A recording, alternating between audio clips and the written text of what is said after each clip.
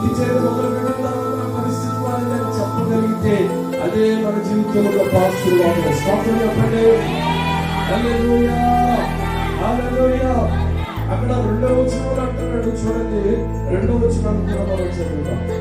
భక్తుడు దేశంలో లేకపోయాను, జనులలో యథార్థపరుడు ఒక్కడును లేడు, అందరూ ప్రాణహాని చేయటకే పంచుకున్న వారే. ప్రతి మనుష్యుడు కిరాతుడై తన సహోదరులకు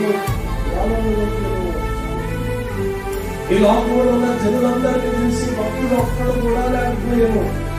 దేశంలో అందరూ ప్రాణహాని చేయడానికి ఎవరి తన సహోదరులు అనమాట. సహోదరులు అంటే ఇంట్లో వదిలి తీసే ఇంట్లో వాళ్ళే కన్నా ఆనందములే లేకపోతే రక్త సంబంధులే బాగా కావలసిన వారే. ఒక రకంగా చెప్పాలంటే ఖర్చుకున్న వారిని కూడా ఇంట్లో వాళ్ళకి కషాయంగా ఎవరిని నమ్మాలి, నమ్మదగిన వారు ఎవరున్నారు ఈ లోకంలో అని ఆలోచన చేస్తే నమ్మదగిన వారు ఎవరూ లేరు. అందరూ నమ్మబలికి మనల్ని నమ్మించినట్టే అప్పగించేవారే తప్ప ఒక్కొక్క ఆడుకునేవారు వేరొక సంగతి